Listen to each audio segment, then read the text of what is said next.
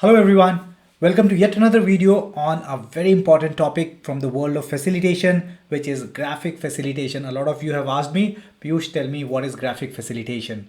So here's the video for you. My name is Piyush. I am a graphic facilitator and founder of Visual Thinking School Netherlands, and today I'll be clarifying all your doubts regarding graphic facilitation. Observe that graphic facilitation has the word facilitation and graphic. Let's understand what facilitation is.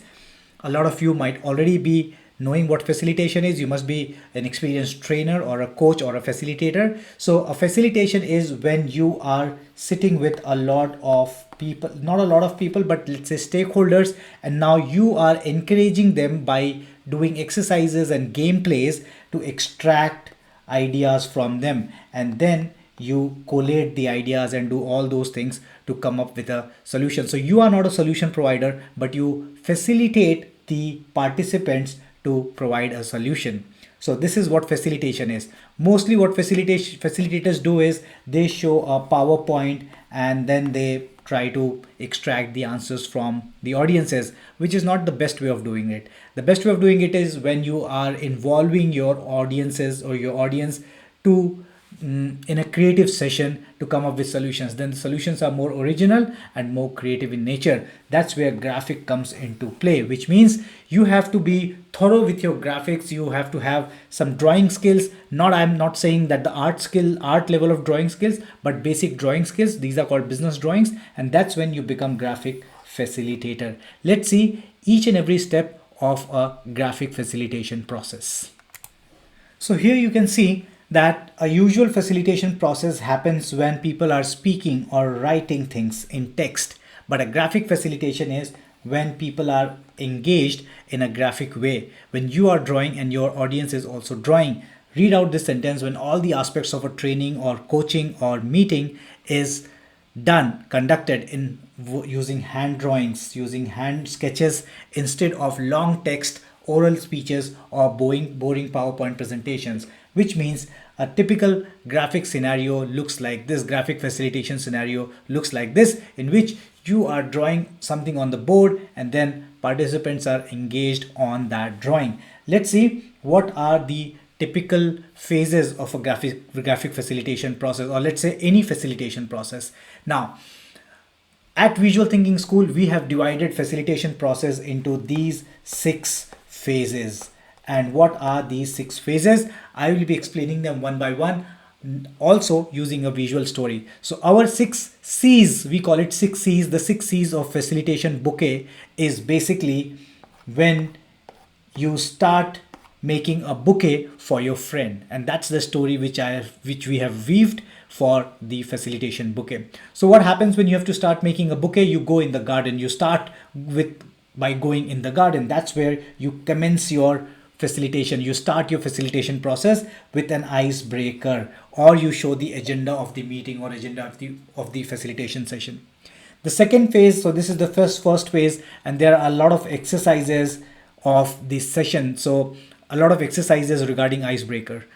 The second phase is when you start plucking the flowers, and that also means that you are collecting data.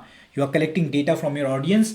Again, collecting data means you are running a lot of mental models or activities to extract their answers from the audience. This is one of the most important phases of the whole facilitation exercise, right? And metaphorically, this is collecting the flowers from the garden.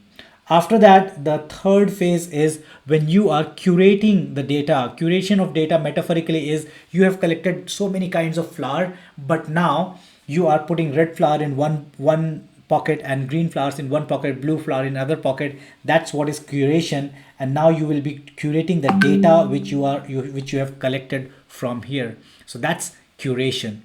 After the curation process, the fourth process is creation, and creation means from the data or from the information which you have collected from the curation process, now you will ideate on those. So now is the time of solution or problem solving. This is where you create metaphorically. Now you are picking one red flower, one green flower, one blue flower, and now making a complete bouquet out of it. So that's the creation process, and in facilitation, this is basically ideation process.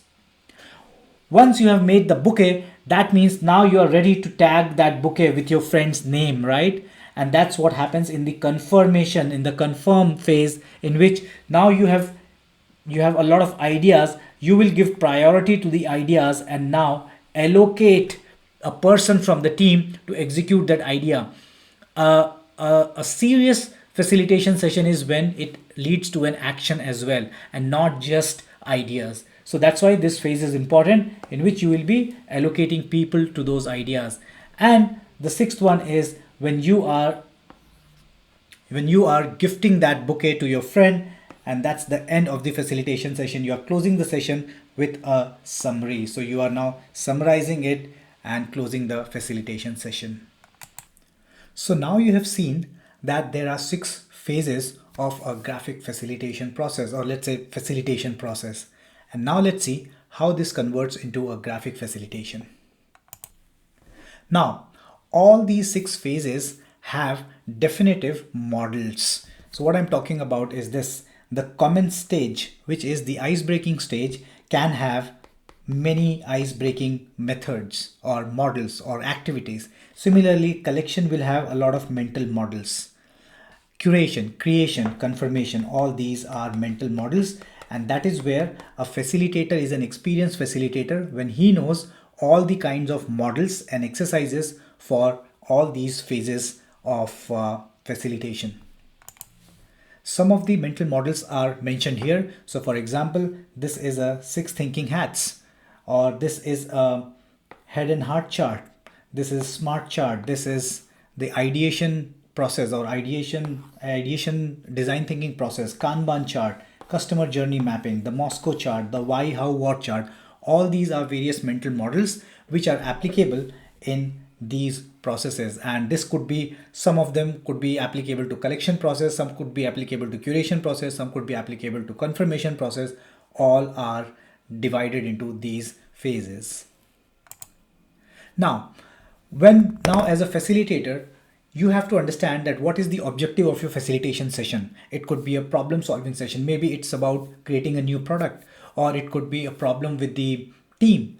Depending on the situation, you will pick up one of the exercises or activities or mental model for each of these phases, like what I'm encircling right now. So imagine that I have picked up these exercises and now I will mix them into something what is called as facilitation recipe. This is my facilitation recipe. So that means facilitation recipe has one exercise for each phase, and that's what is called a facilitation recipe.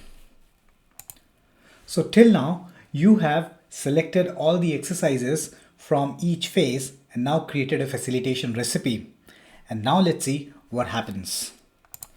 Now the recipe is converted.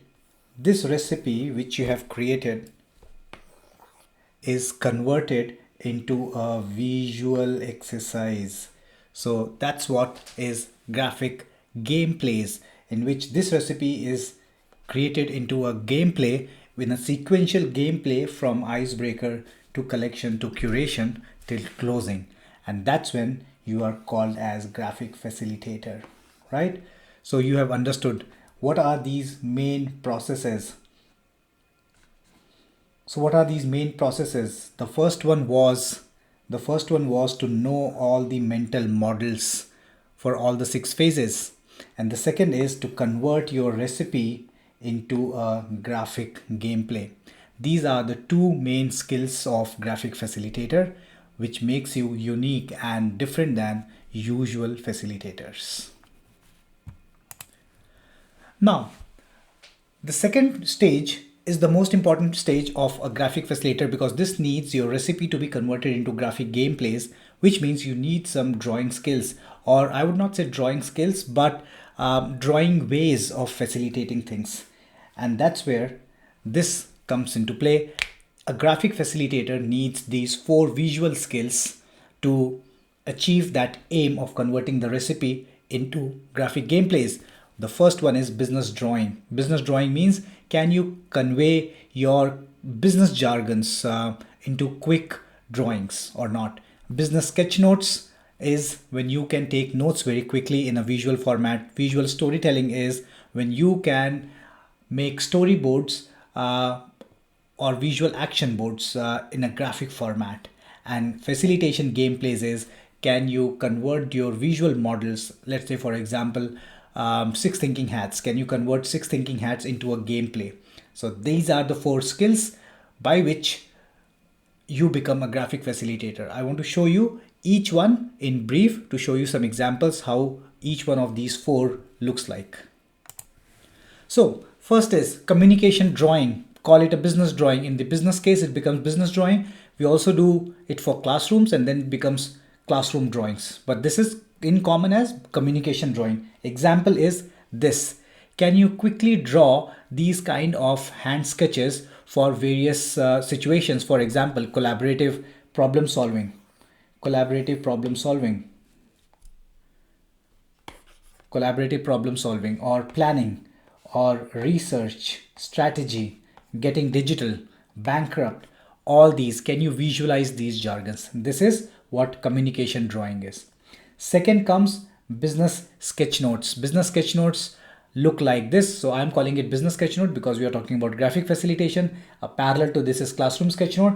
This looks like this. So this was one of my business sketch note of a live conference. Can you record your meetings and conferences into a sketchnote format like this or something like this? If you are taking up a topic, can you convey it into a sketchnote format, visual sketchnote format or not? It's worth noting that the visual business sketchnote takes the form of graphic recording, but that's not, I would not call this as a this might be a graphic facilitation skill, but of course if you practice more and more you grow to this level as well, when you can record things live when a big conference or event is happening. We provide these services as well and you need a little bit more experience to do that. And similarly, classroom sketch notes take this form in which your teachers and students are making sketch notes. Some of the examples are here and here as well. These are teachers who have taken my training and then they teach now in a classroom sketchnote format. So this is how the learning curve is, which I've already told you. The first one is communication drawing, and then comes sketchnote, and then comes visual storytelling and collaboration gameplays. Till now we have understood communication drawing and sketchnote. Let's see what storytelling is. Storytelling is when you are telling something or conveying a topic into a storytelling format. Example is this. You must have seen these kind of presentations. A typical PPT presentation looks like this, which is where the graphic or the storytelling is a different way. Let me show you how a project kickoff shown in this slide can be converted into a storytelling of a rocket launch. So the rocket launch is the project, the deadline is the fuel inside it, the stakeholders are the people who are waiting in the control room, project purpose, project risk is the meteorite, goal is the moon surface which you have to reach, project scope is the trajectory which you are moving in, right? So all these are part of the story and it is weaved in the form of a story and not in the form of these boxes. Similarly, you must have seen business model canvas. A typical business model canvas, if you look in Google, looks like this, which are 9 boxes basically, but then these 9 boxes are not natural to you. You don't see these boxes in nature. So how can we convert these business model canvas into a fisherman story? And now this is more natural. This is where you see this happening in nature. This is where you see business model canvas happening in nature, or let's say in a fisherman's life. And that's the power of visual business storytelling. These are other examples of a storytelling template. Project roadmap, for example, right now. I don't know why the slides are not moving, but let me check.